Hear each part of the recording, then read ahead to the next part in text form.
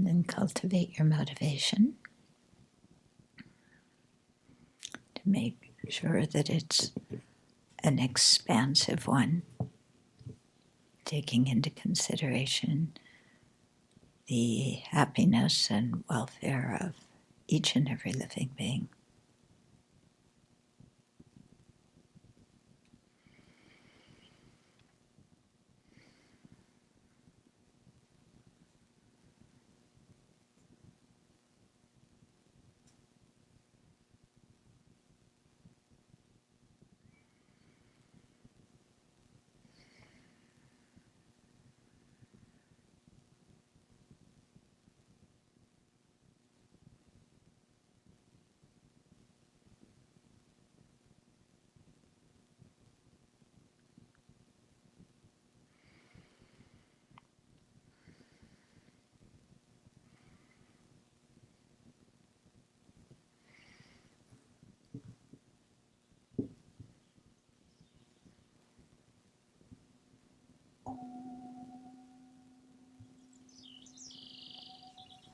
Okay.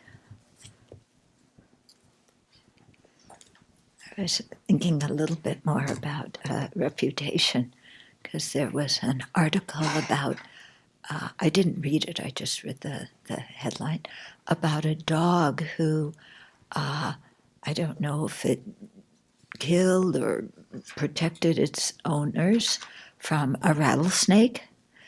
Yeah. And it was being proclaimed a hero. This dog is a hero. And I thought, I wonder if that means anything to the dog. Yeah, is the dog gonna get puffed up? I'm a hero now. Yeah, doesn't mean anything to the dog, does it? But to human beings, if we're called a hero, then we think we're pretty good, huh? Yeah.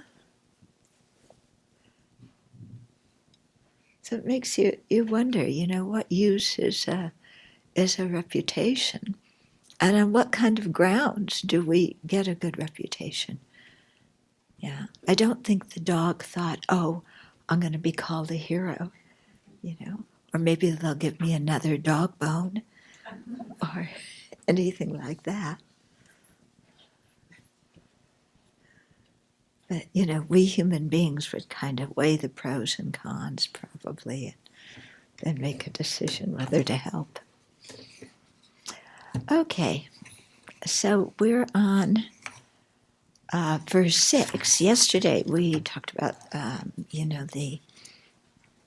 the decision, the homage to the Buddha and the verse to compose, and then asking the king to listen well. And then we talked about the 6 recollections, and then we got through verse 5, which was talking about the last of the recollections, that of the celestial beings. And then I think we're on verse 6, right? So this one is about generosity, which is the 4th of the 6 recollections. So verse 6 reads, "Possessions are ephemeral and essenceless. Know this and give them generously to monastics, to Brahmins, to the poor, and to your friends. Beyond, there is no greater friend than gift or than giving." Okay, so the first thing is to understand that possessions are ephemeral and essenceless. Yeah, now that's very easy to say, oh, my yacht, it's nothing, no essence to it. My bank account, no essence. These things are just meaningless. I just happen to have them. But as soon as somebody, of course, asks them for a donation, it's a different matter. Okay, so to really be able to look at material things, Now, ephemeral, they're transient, moment by moment. They're deteriorating. They're changing into something else. And they're essenceless because there really is nothing to them.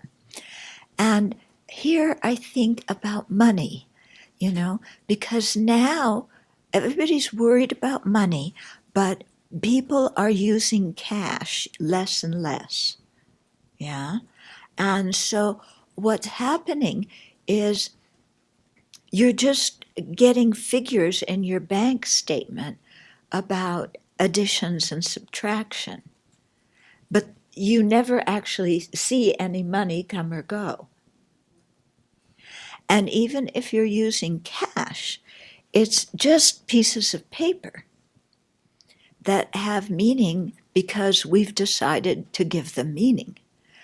Beyond that, they have no meaning.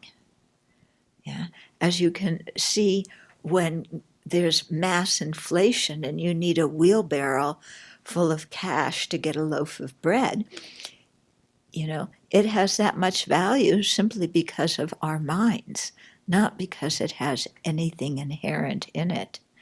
Yeah. And so the same thing goes for just the numbers in our account.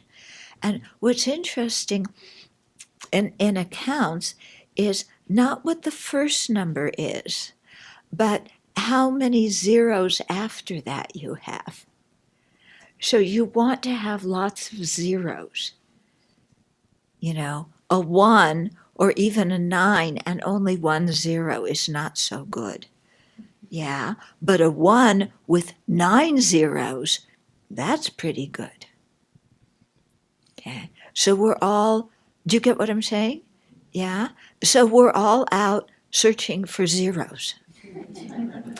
Yeah, give me another 0.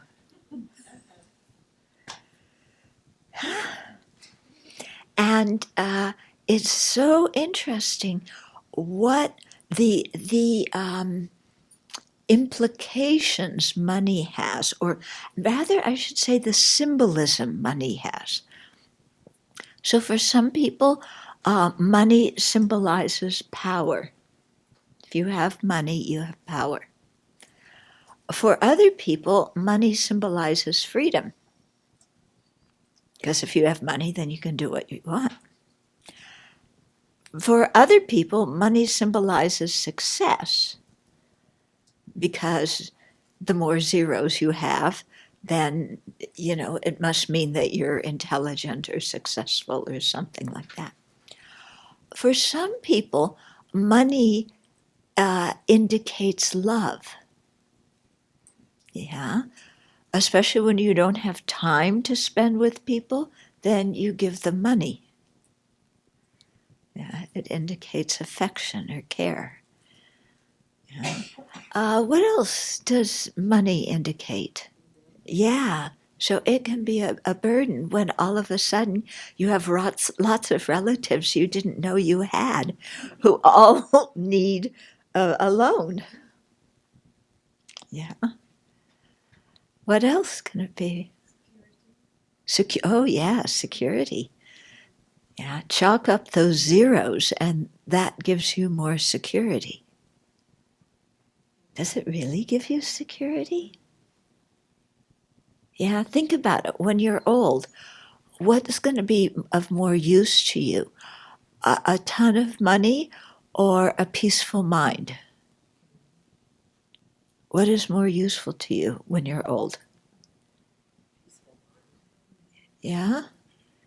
I mean, a lot of money isn't going to really do much, is it? Yeah, a peaceful mind will do a lot. A lot of money will get you a nice hospital room. Yeah, that's good. So you get start and what? In Canada. Oh, in Canada. Yeah, here, not here. Okay.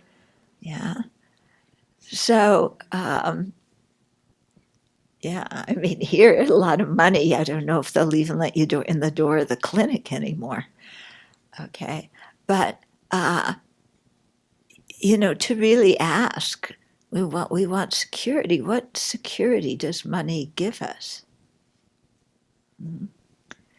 So it's quite interesting to really do some very sincere reflection on what money symbolizes to us. It can also symbolize pleasing other people or fulfilling others' wishes. Maybe this goes along with being successful. You know, your parents want you to make a lot of money because then they feel like they were good parents. Okay.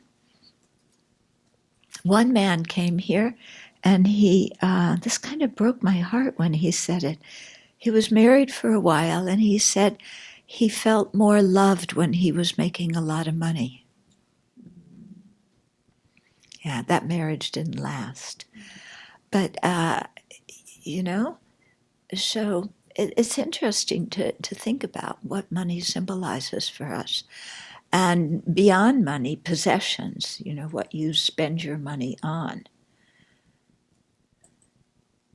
Yeah, because at some point, when we die, somebody else is going to come in and go through all of our stuff. Yeah? And if you've ever had to do that for somebody who died, it's very interesting to see what they saved. Yeah? I won't tell you what my parents saved. It was a big eye-opener. Anyway, but, to think all this stuff that you keep very tight now that you don't want anybody to know or to look in your drawers or whatever, when we die, somebody's going to go through it all. And all this stuff that we think is so important and meaningful, they're going to say, why are they keeping this junk? Yeah, it's like when you have a garage sale, yeah, and you make the price tags, or when you sell your house, yeah, you put a price on it that is not just the value, the market value, but your emotional value. It's market plus emotion. And then somebody comes along to buy it and they say, why are these people asking for so much money for this junk? Yeah, this house is like falling apart. Why are they asking us for so much money? Well, for them, it's the market plus the emotional value. Yeah. Or we go to sell things at the garage sale, and this painting that you had that, Aunt Susan gave you when you were 14 that, just was so meaningful to you. You have at the yard sale reluctantly with great grief parting from this, this painting that Aunt Susan gave you. And somebody comes along and looks at this and goes, looks to the next thing, or somebody comes and they're interested in it and you tell them the price and they look at you and you say, but this is something that a child painted. And you go, no, Aunt Susan painted it. You don't know how meaningful it is. Yeah. Okay, so we have all this stuff, don't we, that we treasure that other people don't care beans about. Yeah. But they're going to go through it all and look at it all. Yeah. And you're not going to be there to supervise. Yeah. No, you can't look in that drawer. Okay. So in Precious Garland, where Nagarjuna is talking to the king, he really gives the king an earful about generosity, because he says, especially as the king, somebody with fame, that's another symbolism of money, isn't it? Fame.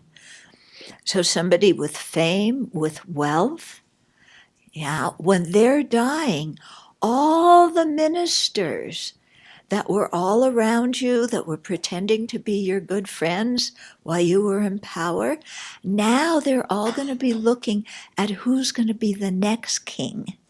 And they're going to be rivaling each other to get in good with the next king. Yeah, who will inherit all your money in the king's coffers. Yeah.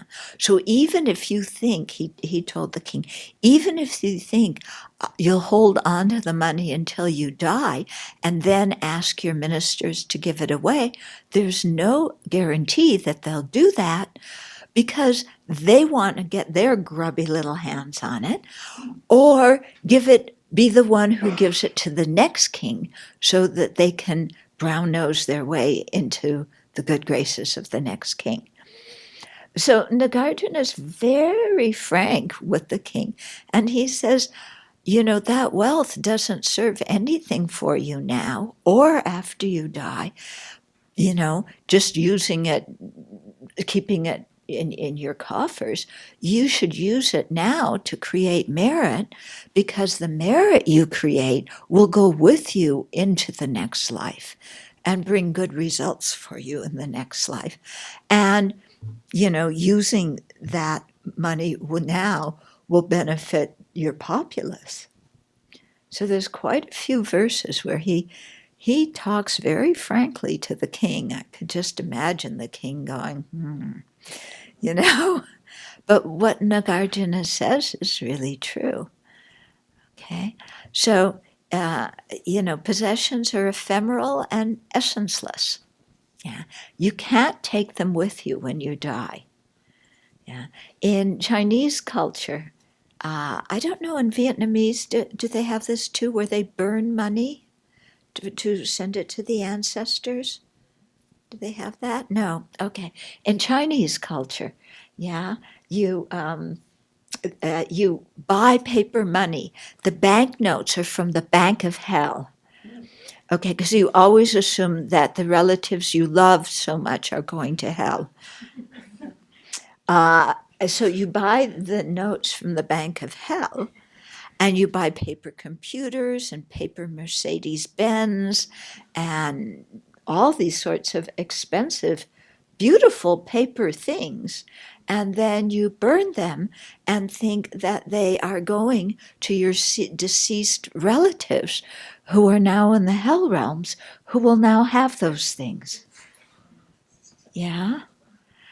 And for us, that seems kind of silly, but they take it very seriously, and it's a sign of respect and gratitude for those who are very interested in respecting their ancestors to do this kind of practice.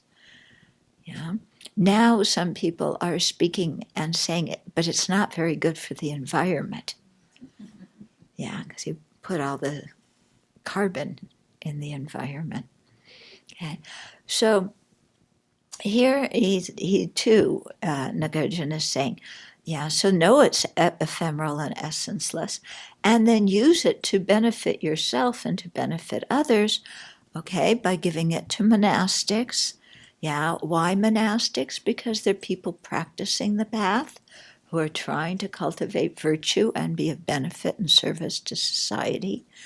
To Brahmins, yeah, so these are also other religious people in ancient India. To the poor, because the poor they're objects of compassion for us. And included in the poor are the ill. Okay, so people who are poor or ill are very strong objects for our generosity because of the difficult circumstances they're in. Yeah. So I always think it would be so good if Nagarjuna talked to President Trump, because then he would see that, taking care of the refugees, of the people seeking asylum, of the people in this country who are sick, who need health care, yeah, even if they have prior existing conditions, even people who are ill, people who are poor, that if you help these people, you're using your wealth in a good way that benefits yourself as well as benefits them. Yeah.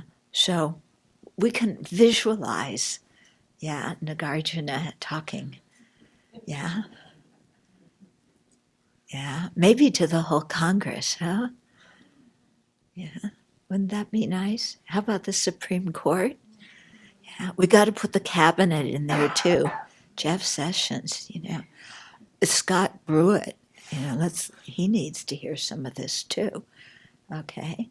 So, um, so I tell people often, like when the prostrations we were doing last night, often when I do that, I'm going down and purifying. I have the whole U.S. government surrounding me because they say, imagine all sentient beings. So I have all sentient beings, but special places for the people in this government. Yeah, thinking that, they're bowing to the Buddha together with me. Huh? And, just kind of praying one day that they can meet these teachings that, might help them rethink their values. Okay. So, and then also give to your friends, he says. Yeah. Beyond, there is no greater friend to you than the practice of giving. Okay? So the practice of giving is a wonderful friend to us because friends always help us. And the practice of generosity always helps us. Okay? But it's strange the way we think sometimes. I don't know about you, but I have a mind that says, but if I give, then I won't have it. Yeah? So maybe I better keep it. Yeah. So this includes, we all have our own things. I like jars and boxes, and plastic paper clips. Yeah. Some of you heard my paperclip story. But, so these things, they're just small things. They're not worth anything. But if I give them away, I might need them. I stayed with somebody in Seattle once. Her basement was filled with boxes, moving boxes. Yeah, because one day she might need them. Yeah, couldn't throw them away. Do you have things in your house that you don't use, you don't need, but you can't give them away because you really might need them one day? Yeah, yeah. In fact, you're sure one day you might need them. Yeah.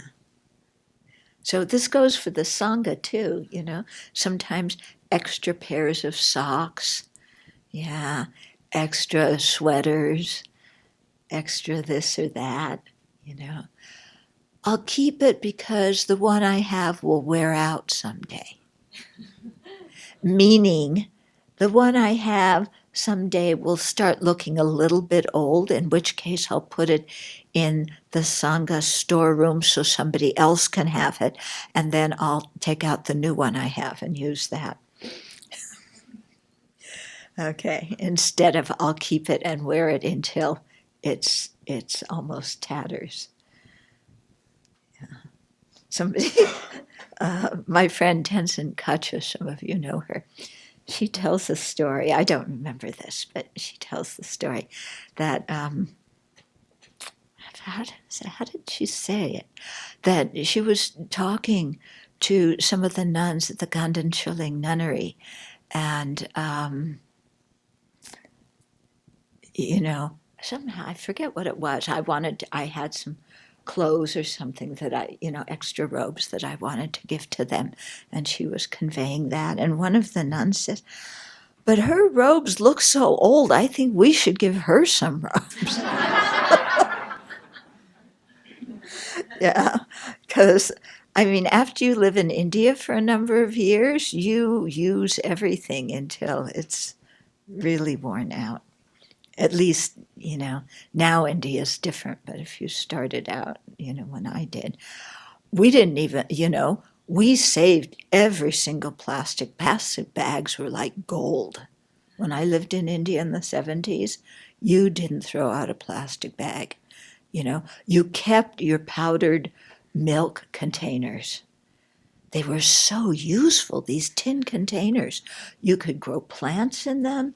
You can measure things with them. You could use them for all sorts of things. We never threw out a tin container. Yeah, never. Okay. Now, times people have gotten richer. You find plastic bags all over the mountainside in Dharamsala. But, before, no. Okay, so here this is encouraging us to be generous, specifically with material things. But there's also the generosity of love. Okay, so this is giving love and kindness and encouragement and support to people who feel down, or people who feel lonely or estranged. So it's reaching out on an emotional level to be generous with others, not of physical things, but, with our presence. There's the generosity of protection, where we protect living beings. For example, travelers, people who ask us for directions, helping them. Americans aren't real good about this. In some countries they will take you to where you want to go. They'll go out of their way. Here we say, go to the corner, make a right, go down 2 blocks, make a left, then go around the circle and make 2 rights right in a row, and then you make another left, and then you're almost there. Yeah? So I think we could use a little bit of practice in helping travelers and people who are lost too. And then there's the generosity of the Dharma, sharing the Dharma with others. So this is not just teaching, but even with our friends who are not Buddhist, when they come to us, they have problems, we can tell them Dharma perspectives on things, not using any Sanskrit, Pali, Tibetan vocabulary, just you talk in regular language, but you talk about, how to calm yourself when you're angry, how to think to overcome jealousy, and you can use these when you talk to your regular friends. That's the generosity of the Dharma. You can also say mantras and your different practices out loud so that your pets hear them, or your children hear them, or all the bugs, all the turkeys, all the birds, so that they can hear the different mantras and prayers. That's also the generosity of the Dharma. And I think this very beautiful custom they have in Southeast Asia of people donating money to publish Dharma books so that the books can be given for free distribution. It's a wonderful custom that they have. And, there you're practicing the generosity of material wealth, but also the generosity of the Dharma. That's actually how I started writing. Because I never intended to write anything. But when I went to Singapore in 1987, a lot of people were asking me very similar questions everywhere I went. And I thought, oh, gee, it would be nice to just make a little Q&A thing with these questions.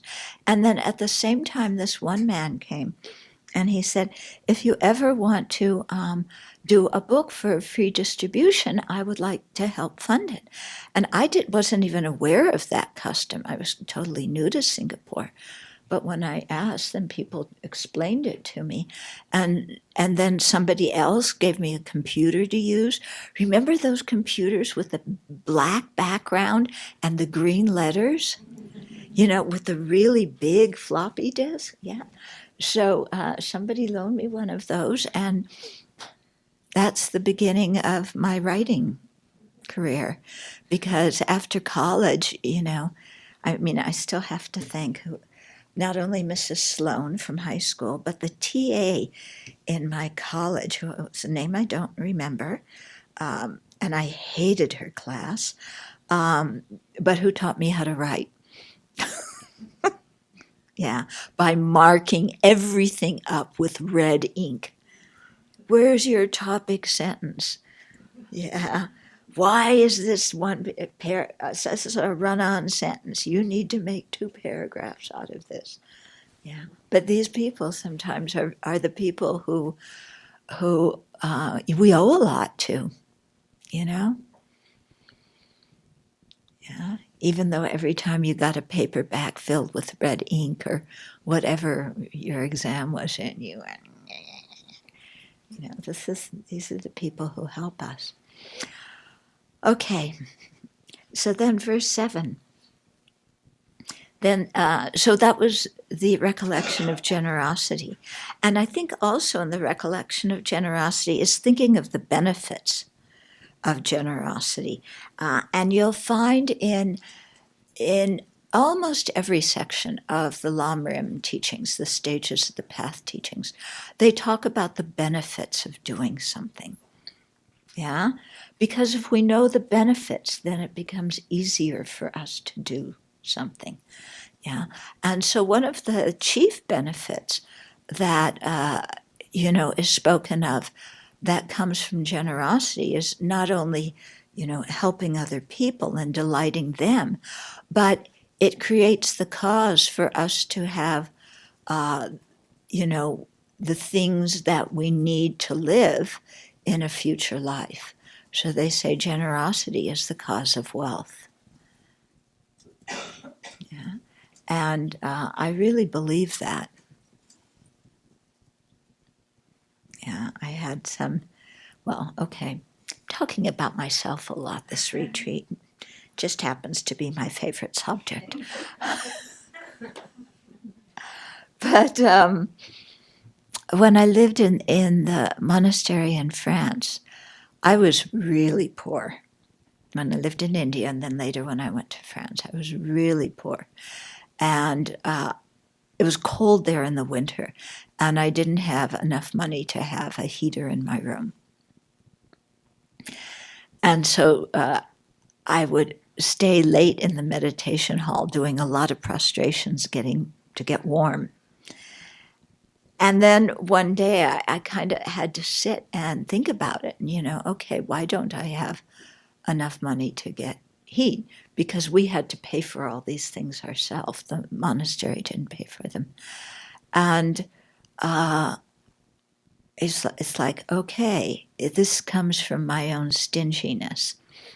And I was very aware of my own stinginess in this life, ways in which I cut corners, ways in which I didn't give, ways in which I kept the best thing for myself while trying to look like I was being generous. And I finally had to sit in my meditation and say, look, you're experiencing, your present financial state. It's a karmic result of your own stinginess. So if you want to change this, you better start practicing generosity, I told myself. So with great difficulty, I tried to practice generosity. And it was hard for me, first because I didn't have a lot, but also because I was stingy. Yeah. And but it was very interesting because the more I practiced generosity, the more people were generous to me. It was, not even waiting for future life. It was this very lifetime, something really changed. So, yeah. So I really believe in karma like that. Mm-hmm. Yeah, there was one lady, Friedel, who was very kind, who helped me out when I went back to India. Anyway, okay, then next is keeping discipline in mind. So this is the recollection of the fifth one, ethical conduct. So keep your precepts unbroken, undegraded, uncorrupted, and quite free of stain. Just as the earth is the basis for all that still or moves, on discipline, it said, is founded all that is good. Okay, so we want to keep our precepts, not transgressing the root precepts, whatever level of ordination we have, whether it's the 5 lay precepts or the monastic precepts or bodhisattva precepts or tantric precepts. In all these different levels of precepts, there's root and then secondary or auxiliary. So trying to at least keep the root ones unbroken. In the case of monastics, if we break a root precept, it's called defeat, meaning as a monastic, you are defeated. You are no longer a monastic. You're done for. Okay, and then without degradation, so without even small infractions, maybe, you haven't completely broken a precept with all the factors complete, but you've done part of the factors. So let's try and avoid even that. Yeah, and then to keep our precepts uncorrupted and free of stain, so uncorrupted by bad motivations, free of stain from selfish thought. And then here, talking about the benefit of the precepts, just as the earth is the basis for all that is still or moves, so all animate and inanimate objects, depend on the earth, which is the base on which everything rests. So it's said that on ethical discipline, that acts as the basis for everything that's good that follows. Okay? So it's really true. When you keep precepts for a while and when you really put energy into trying to clean up your ethical act and what I call stop being a jerk, because our unwise ethical conduct is we're really being jerks. Yeah. And so when we put energy into that, then you feel you feel the force of the merits supporting you. After some time, you feel that. It's a difficult sensation to describe, but yeah, you feel it. It makes a difference in your life. Okay? And so for all higher practices that we want to do, ethical conduct is really the basis, the foundation.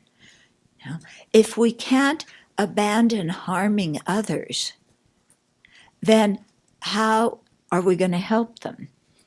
How are we going to practice generosity? How are we going to practice fortitude when people are angry?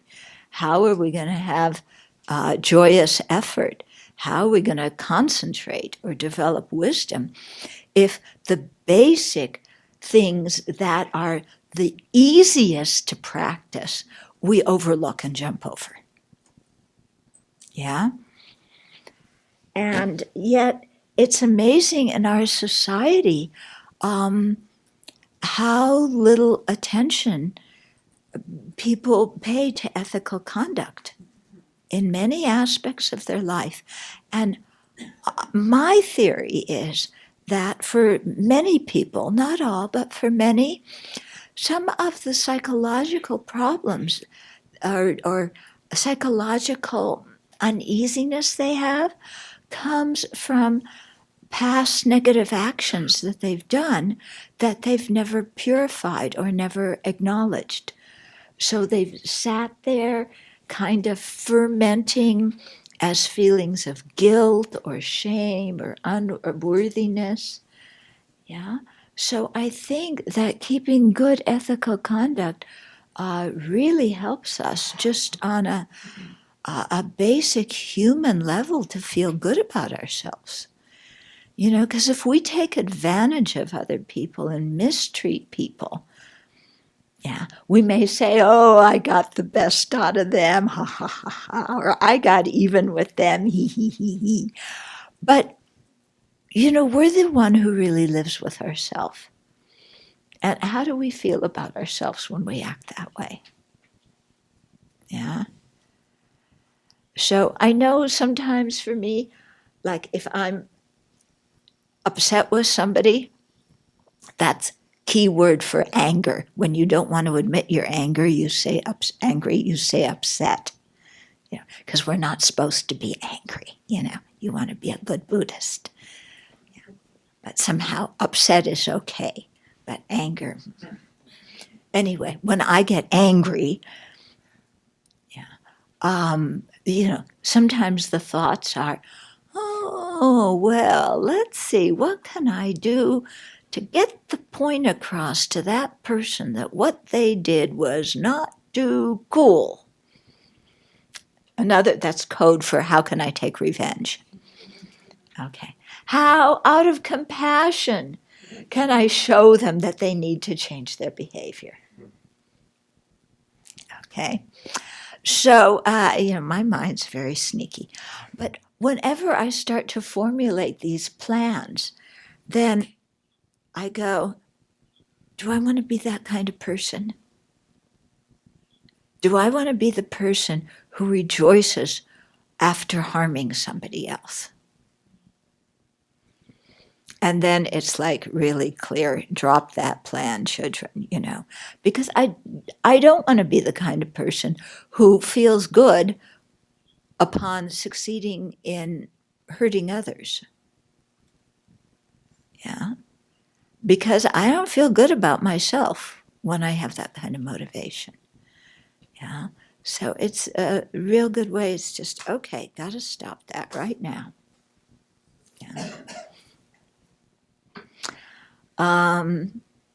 Okay. So that's keeping ethical conduct. And really, it is the basis.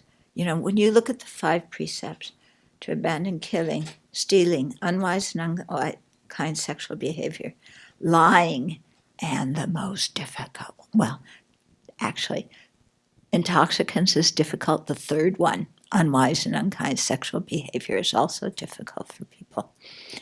But to abandon lying isn't so easy either. Yeah. And stealing, well, yeah, that one's not too easy. And killing, well, yeah, they're all hard. Okay. But if we can't stop those very gross actions of body and speech, how are we going to ever develop concentration in our meditation where we have to regulate our mind and our thoughts? How are we ever going to do advanced practices if we can't regulate our speech and stop lying and exaggerating? Yeah. And the big one, if we can't stop sleeping around, then how are we going to attain higher spiritual states? Okay. I say that because I just got another email today from another Dharma group who's in crisis because their teacher has been sleeping with people. So I'm the come-to person when this happens. So, yeah, so that's why I call ethical conduct stop being a jerk, because especially with those first 5, when we do those, we're just creating problems in our life. But when we abandon them, then, we start creating this feeling of stability in our mind, that merit gives. Okay, now with verse 8, we're moving into the essence of the path, so which is the six perfections. So the first verse 8 is just a brief introduction to them. Okay, and I use different terminology. So generosity, I'm not sure if she did, if what terminology we used in here. Okay, no. Okay, so I'm going to give you the terminology that I use. You can write it in. We should have gone through and changed this beforehand, but we didn't. Then discipline means ethical conduct. Patience is fortitude. Okay? Because patience in English has the connotation of waiting for somebody. And that's not what it means here. It means the ability to endure difficulties. So having a strong mind, fortitude. Instead of diligence, I like to use joyous effort, though diligence isn't a bad translation.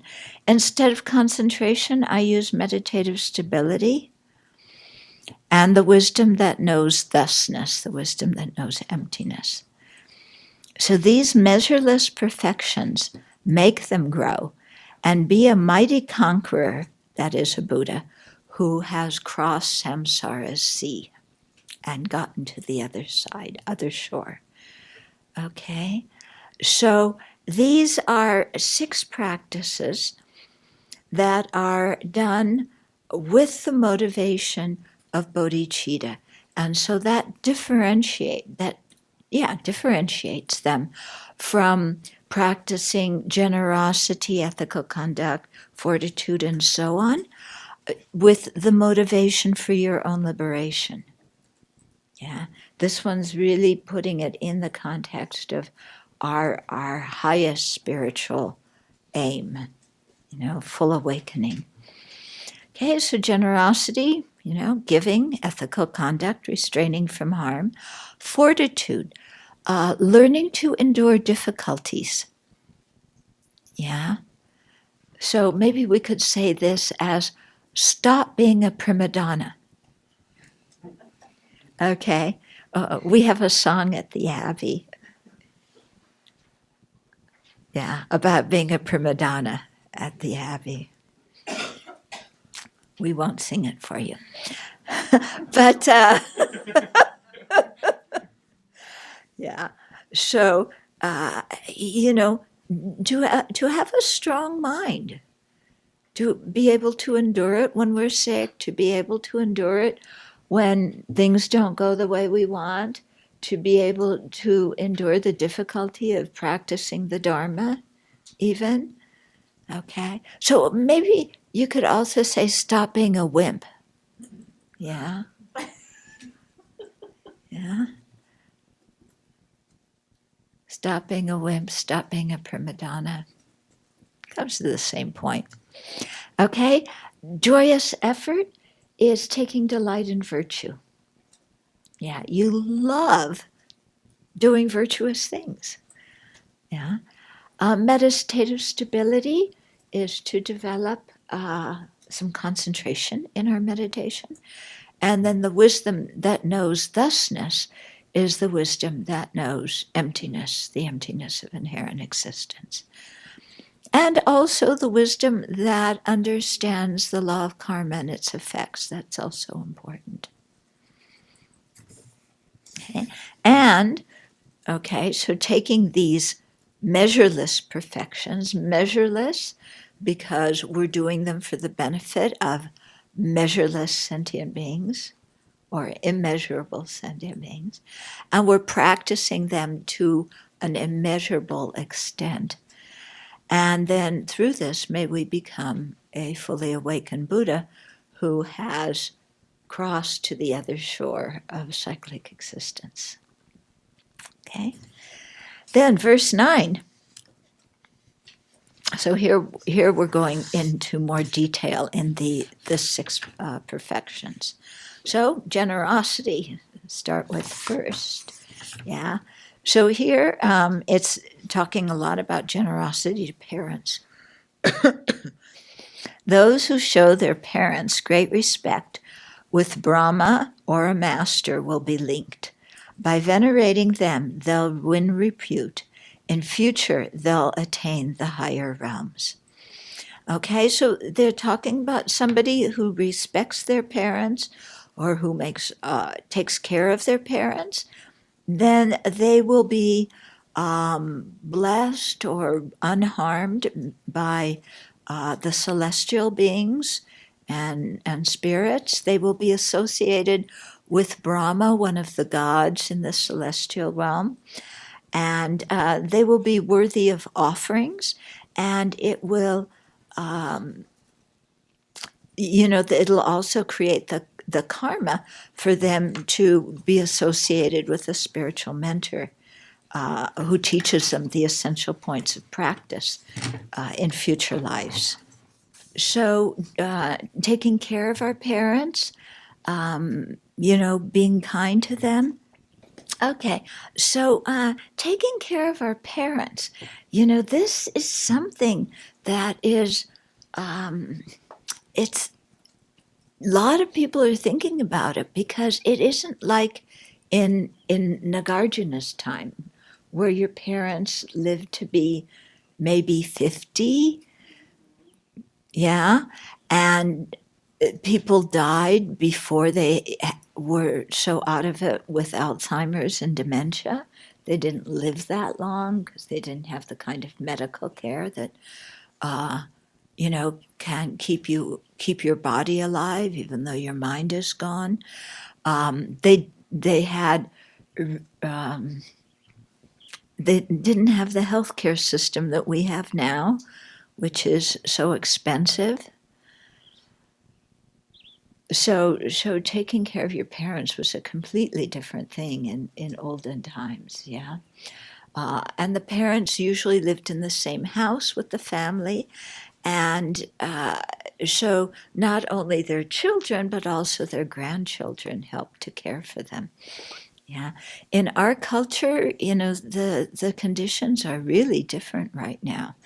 And parents live much longer, and they will live to the point where it's unsafe for them to remain in your home, or it's unsafe for them to live on their own because of the dementia. Yeah. And so then you have to make other kind of arrangements, which are difficult for the parents and difficult for their adult children as well. Yeah. But the main thing here, taking care of your parents nowadays doesn't mean that your parents have to live in your home like they did centuries ago. It means making sure that they are in a safe living situation. So that might entail helping them to move into an assisted living kind of situation before they get very ill or before dementia becomes really strong, so that they can move from, living in their own place to increased levels of care instead of waiting for a crisis to happen, and then the family is, totally at a loss of what to do. Yeah. So, in one way or another, we don't have to be the people who take care of them, but we have to make sure that they are taken care of. Okay. And also, I know that this can be difficult for people because some people don't get along very well with their parents. Yeah. And so the whole idea of caring for your parents in their old age, for some people, really riles them because they haven't been in contact maybe with their mother or father for decades. Yeah.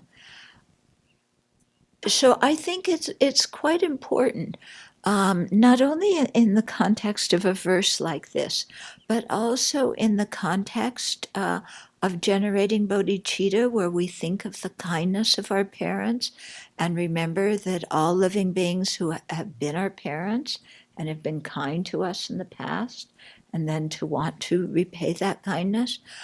In that context also, I think it's very important for us to make peace with our family. Yeah. Uh, and the time to make peace is better to do it while they're alive. Yeah. Making peace doesn't mean that we have to have a big family meeting and lots of confessions and things like that. But it means in our own mind, yeah, that we appreciate what our parents have done for us. Okay? We're not overlooking the things in the family that were dysfunctional. Those exist. We're in samsara. They exist in everybody's family. What else is new?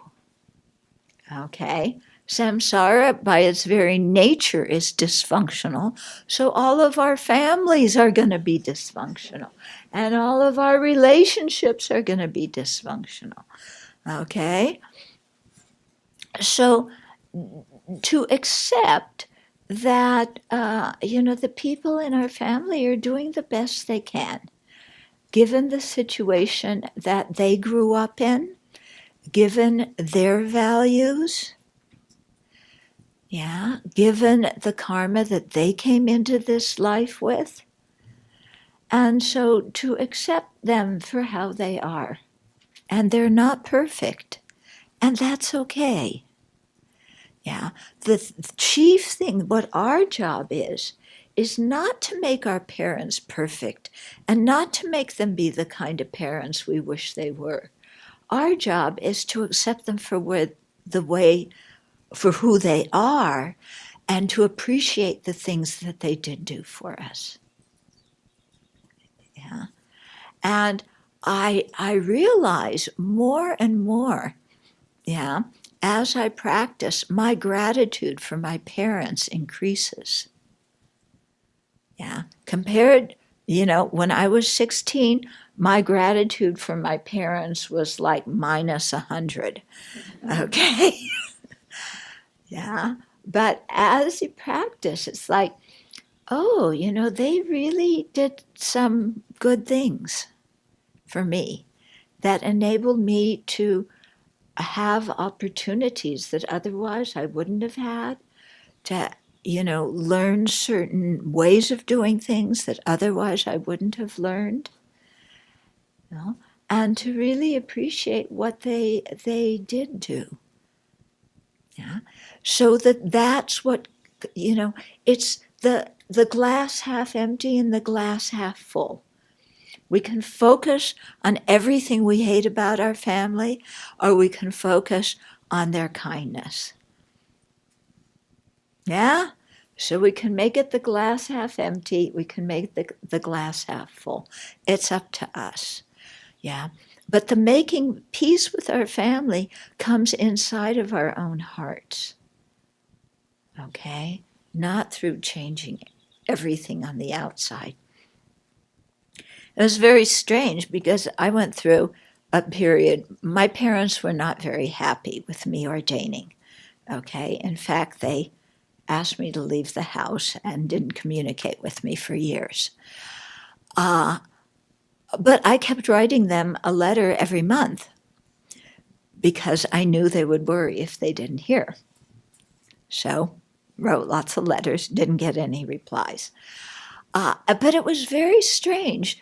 Then, somehow, I don't know, over time, after maybe, I don't know, it was well over 10 years, 15 years, 20 years, slowly things started to change. Yeah. And I think what changed, well, first of all, I have a slogan that if you give your parents time, they will grow up. Yeah. But more than that, more than giving our parents time to grow up, is I stopped being so ego-sensitive to what they said. Yeah? It's like our family knows how to push our buttons. And we know how to push their buttons too, don't we?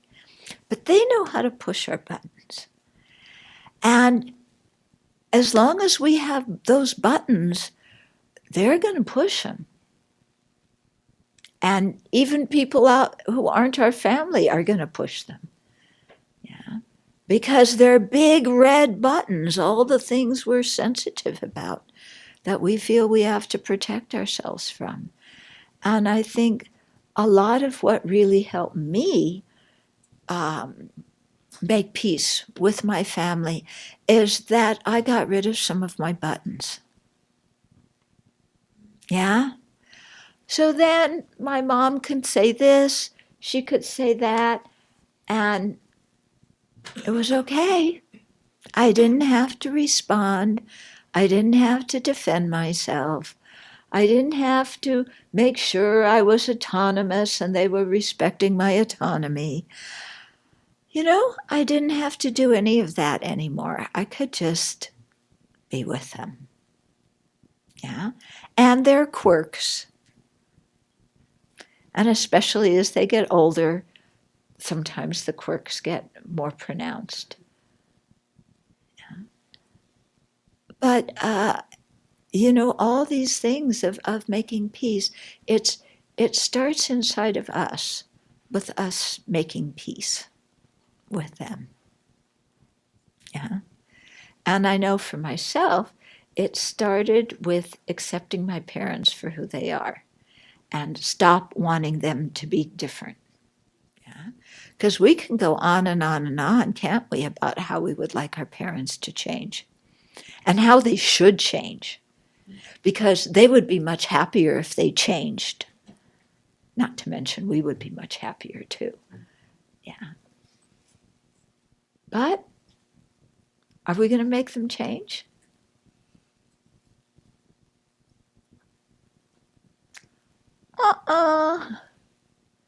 The only person we can make change is this one, ourselves. Yeah, so better to work on ourselves, because we're not going to make them change.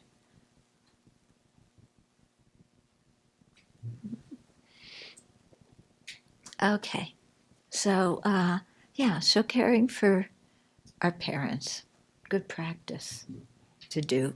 At least, you know, to be able to have a good relationship with them and appreciate what they did do for us. I mean, we know how to talk because of the people who took care of us. Yeah, we know some manners. We stayed alive. Yeah. So to appreciate that. Okay, then verse 10 and 11. This is on ethical conduct. Okay, so specifically about precepts. So eschew all harm, so that's talking about not killing or harming others physically. Don't steal. Here it says make love. It means have unwise or unkind sexual relationships. Well, actually, this verse is actually talking about the 8 precepts, not the 5 precepts. So here, it's in the context of the 8 precepts, then it's no sexual relationships at all. Okay? And then to abandon lying, abstain from drink, recreational drugs, and abuse of prescription drugs. Untimely greed for food, in other words, to try and finish your consumption of food by midday. Indulging in high beds. It's actually high beds and high thrones. Okay, So that's one. And then singing, dancing, and playing music, those three are another one. And then ornaments. No. Singing, dancing, playing music, and then wearing garlands, ornaments, and decorations. Okay. And then the last one is handling money and precious things. Which they don't. All adornments shun, maybe that. Well, oh, you're right. Yeah, it's not handling money. Okay. So the extra three: high beds and thrones, singing, dancing, playing music, wearing cosmetics. And then that's all included in one. And then the last one is eating in inappropriate times. Okay, sorry. Okay, so that's what's, it's abbreviated here, indulging in high beds. The reason high beds and seats are to be abandoned is because that increases our arrogance. Yeah. Now, here in our culture, I think it's not necessarily the height of things. You know, some people are sleeping on bunk beds out in the community room.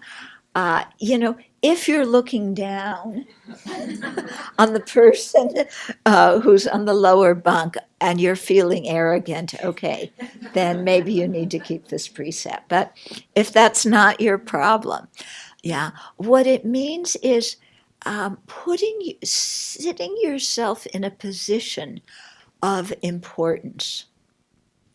Okay, so you walk into a room, you put yourself at the head of the table, or on the biggest, most comfortable seat, or on the highest seat, or at the one that, where the seating arrangement has everybody focused on you. Okay? Because the purpose of that precept is to subdue arrogance. Okay? Then the one singing, dancing, playing music. Yeah, people often ask about that. Well, what's wrong with that? Yeah, can't I listen to classical music? Can't I listen to rap? Can't I, what kind of people are you? Anyway, you chant mantras, isn't that singing? The idea here with this one is that often singing, dancing, playing music, when we later sit down to meditate, the songs, the melodies are going through our mind, the dance steps are going through our mind. And even when we're doing these things, we often do them to draw attention to ourselves. If we sing well, like, listen to me sing. And, I'm in front of the room and I get a good reputation for having a good voice. Or you dance, you're a good dancer. Again, look at me, I can dance well. So again, for these kinds of reasons, then when you take the 8 precepts, you abandon those. Now, these 8 are taken when they're the pratimoksha precepts.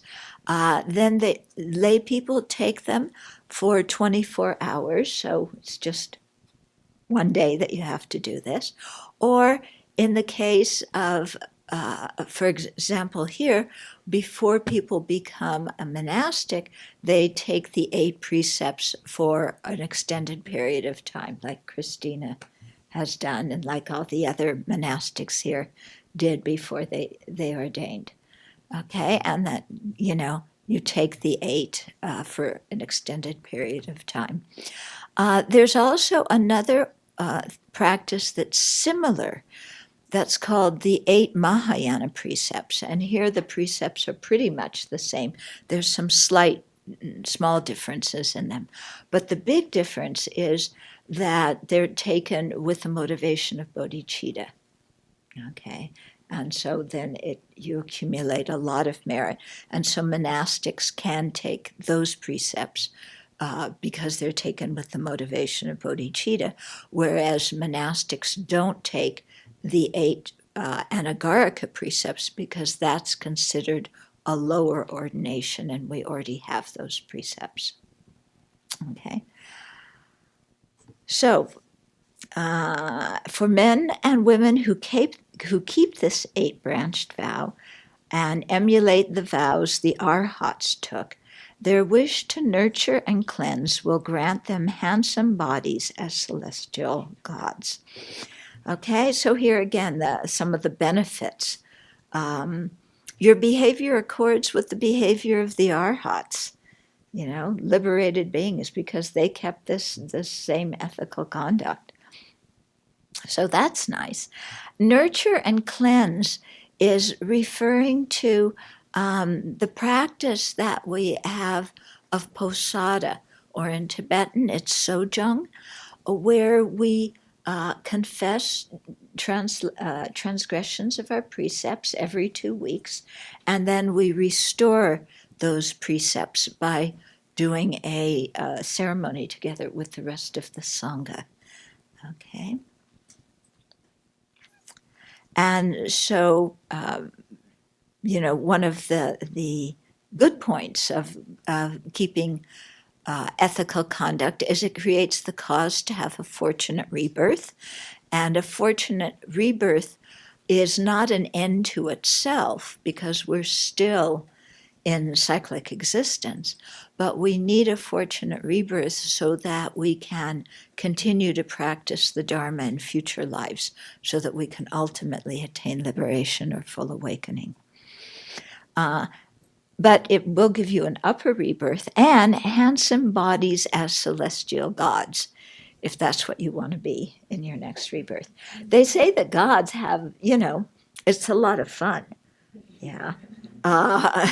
It's sense pleasure deluxe. But they say that rebirth in a celestial realm isn't as good as a human realm, because you have so much pleasure there that you get distracted and you don't want to practice. Whereas in the human realm, we have enough suffering to remind us that we're in samsara and we need to do some practice. Okay. So we'll stop here, and we have a couple of minutes for questions. Yeah. I've been struggling with Schadenfreude. I know it's not a Buddhist. Schadenfreude. What does it mean? I've heard of it. Well, I'll explain. Okay. What I'm interpreting is that I know this is not good for my Buddhist practice, and I keep telling myself that it's not malice. I just want to see karma ripen. And I'm not wishing harm or suffering on certain people. I just am anxious to see karma ripen for... That's malice. I'm just finding it very difficult to not have malice. So I'm veiling it in other terms. Yes. Yeah. But, it's this thing. Do you want to be a person that rejoices at other people's suffering?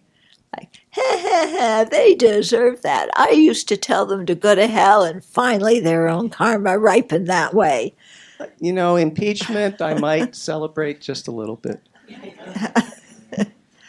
But by impeachment, is impeachment causing harm, or is impeachment bringing sanity? Yeah. So it depends how you look at it. If you're looking at it with a vengeful mind, or if you're looking at it with a mind of protection. I was wondering about the question of taking care of parents in terms of monastics, and your perspective on the line of how far to go in terms of taking care of them. I'm just thinking of myself like they're halfway across the world. I'm the only child. Mm-hmm. What are they going to expect of me, and what am I going to be willing to do? And I know a few... Well, they're going to expect everything of you. Yeah. Okay?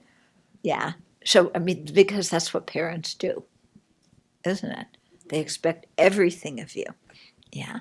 Then the thing is, for you, what is practical as a person a left home person?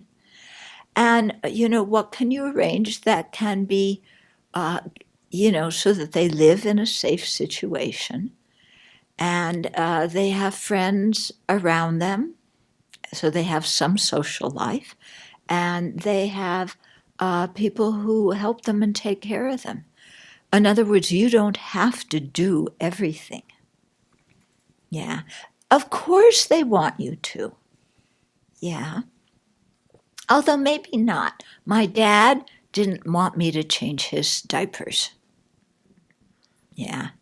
That was for somebody else, Some things they don't want their kids to do.